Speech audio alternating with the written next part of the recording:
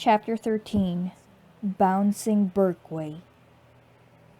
It was time to tell Gram and Gramps about Mr. Berkway. Mr. Berkway was mighty strange. I didn't know what to make of him.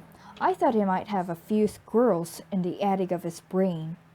He was one of those energetic teachers who loved his subject half to death and leaped about the room dramatically, waving his arms and clutching his chest and whomping people on the back. He said, "Brilliant and wonderful and terrific." He was tall and slim, and his bushy black hair made him look wild, but he had enormous, deep brown, cow-like eyes that sparkled all over the place. And when he turned these eyes on you, you felt as if his whole purpose in life was to stand there and listen to you, and you alone. Midway through the first class, Mr. Berkway asked for everyone's summer journals. He flung himself up and down the aisles, receiving the journals as if they were manna from heaven. "Wonderful," he said to each journal giver. I was worried. I had no journal. On top of Mary Lou Finney's desk were 6 journals. 6! Mr. Berkway said, "Heavens, mercy, is it? Can it be? Shakespeare!" He counted the journals. 6! Brilliant, magnificent. Christy and Megan, 2 girls who had their own club called the GGP, whatever that meant, were whispering over on the other side of the room and casting malevolent looks in Mary Lou's direction. Mary Lou kept her hand on top of the journals as Mr. Berkway reached for them. In a low voice she said, "I don't want you to read them." "What?" Mr. Berkway boomed. "Not read them?"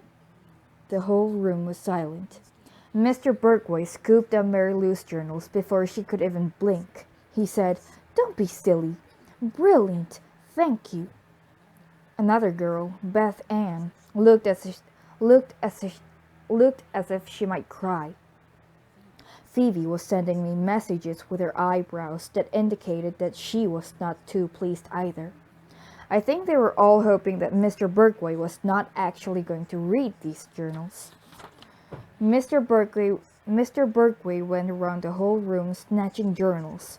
Alex Cheevy's journal was covered with basketball stickers. Christy's and Megan's were slathered over with pictures of male models. The cover of Bands was a cartoon of a boy with a normal voice head, but the arms and legs were pencils, and out of the tips of the hands and feet were dribbles of words. When he got to Phoebe's desk, Mr. Berkway lifted up her plain journal and peeked inside. Phoebe was trying to slide down in her chair. "I didn't write much," Phoebe said. "In fact, I can hardly remember what I wrote about at all." By the time Mr. Berkway got to me, my heart was clobbering around so hard I thought it might leap straight out of my chest. "Deprived child," he said. "You didn't have a chance to write a journal." "I'm new." "New? How blessed," he said. "There's nothing in this whole wide world that is better than a new person." "So I didn't write about the journals." "Not to worry," Mr. Berkway said. "I'll think of something." I wasn't sure what that meant.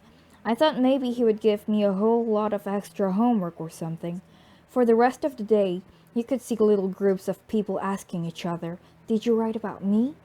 I was very glad I hadn't written anything. For a while, we didn't hear any more about the journals. We had absolutely no idea all the trouble they were going to cause.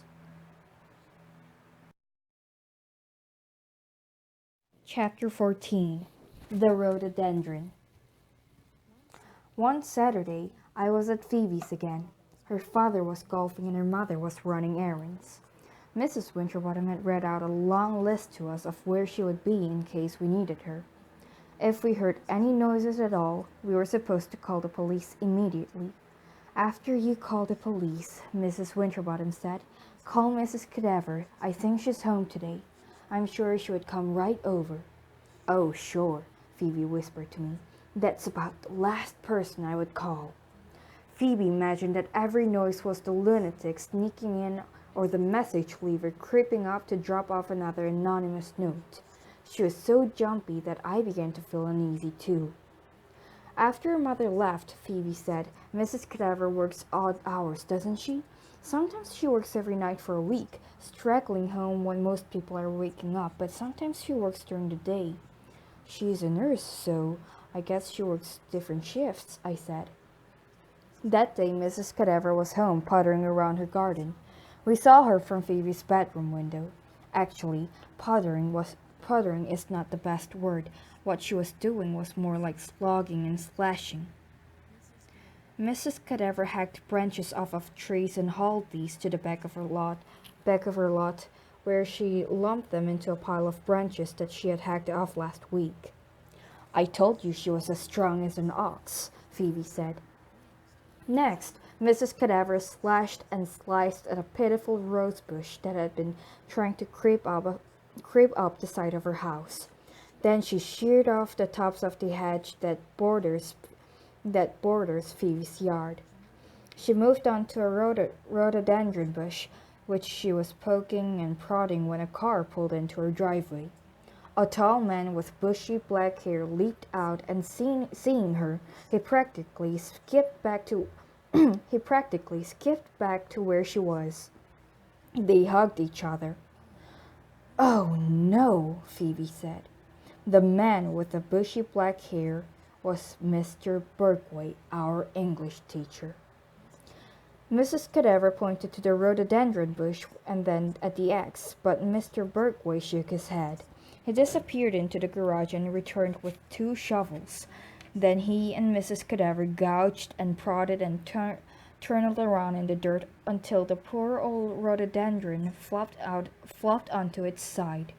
They lugged the bush to the opposite side of the yard, where there was a mound of dirt, and they replanted the bush. "Maybe there's something hidden under the bush," Phoebe said. "Like what?" "Like Mr. Cadaver, as I told you before. Maybe Mr. Berkway helped her chop up her husband and bury him, and maybe they were getting worried and decided to disguise the spot with a rhododendron bush." I must have looked skeptical. Phoebe said, "Sal, you never can tell. And Sal, I don't think you or your father should go over there anymore." I certainly agreed. I certainly agreed with her on that one. Dad and I had been there 2 nights earlier, and I had hardly been able to sit still. I started noticing all these frightening things in Margaret's house. Creepy masks, old swords, books with titles like "The Murders in the Rogue Morgue" and "The Skull and the Hatchet." Margaret cornered me in the kitchen and said, "So what has your father told you about me?" "Nothing," I said. "Oh," she seemed disappointed. My father's behavior was always different than Margaret's. At home, I would sometimes find him sitting on his bed, staring at the floor, or reading through old letters, or gazing at the photo album. He looked sad and lonely. But at Margaret's, he would smile and sometimes even laugh, and once she touched his hand, and he let her hand rest there on top of his. I didn't like it. I didn't want my father to be sad, but at least when he was sad, I knew he was remembering my mother. So when Phoebe suggested that my father and I should not go to Margaret's, I was quite willing to agree with that notion. When Phoebe's mother came home from running all her errands, she looked terrible. She was sniffing and blowing her nose. Phoebe said that we were going to do our homework. "Upstairs," I said. "Maybe we should have helped her put away the groceries." "She likes to do all that by herself," Phoebe said. "Are you sure?" "Of course I'm sure," Phoebe said. I've lived here my whole life, haven't I?" She looked as if she'd been crying. Maybe something is wrong. Maybe something is bothering her. "Don't you think she would say so then?" "Maybe she's afraid to," I said. I wondered why it was so easy for me to see see that Phoebe's mother was worried and miserable, but Phoebe couldn't see it, or if she could, she was ignoring it. Maybe she didn't want to notice. Maybe it was too frightening a thing. I wondered if this was how it had been with my mother. Were there things I didn't notice? Later that afternoon, when Phoebe and I went downstairs, Mrs. Winterbottom was talking with Prudence. "Do you think I lead a tiny life?" she asked. "How do you mean?" Prudence said as she filed her nails. Do we have any nail polish remover?" Phoebe's mother retrieved a bottle of nail polish remover from the bathroom. "Oh," Prudence said, "before I forget, do you think you could sew up the hem on my brown skirt so I could wear it tomorrow?" "Oh, please."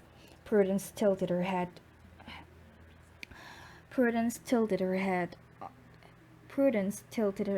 to the side, tugged at her hair in exactly the same way Phoebe does, and smooshed up her mouth into a little pout. "Doesn't Prudence know how to sew?" I asked. "Of course she does," Phoebe said. "Why?" "I was just wondering why she doesn't sew her own skirt." "Sal, you're becoming very critical." Before I left Phoebe's that day, Mrs. Winterbottom handed Prudence her brown skirt with a newly sewn hem, and all the way home I wondered about Mrs. Winterbottom and what she meant about living a tiny life. If she didn't like all that baking and cleaning and jumping up to get bottles of nail polish remover and sewing hems, why did she do it? Why didn't she tell them to do some of these things themselves? Maybe she was afraid there would be nothing left for her to do. There would be no need for her, and she would become invisible and no one would notice. When I got home that day, my father handed me a package. "It's for Margaret," he said. "What is it?" "I don't know. Why don't you open it?" Inside was a blue sweater. I packed it back in the box and went upstairs. My father followed me. Sal, do you like it?" "I don't want it," I said. She was just trying to. She likes you." "I don't care if she likes me or not," I said. My father stood there looking around the room. "I want to tell you something about Margaret," he said. "Well, I don't want to hear it." I was feeling so completely ornery. When my father left the room, I could still hear my own voice saying, "I don't want to hear it." I sounded exactly like Phoebe.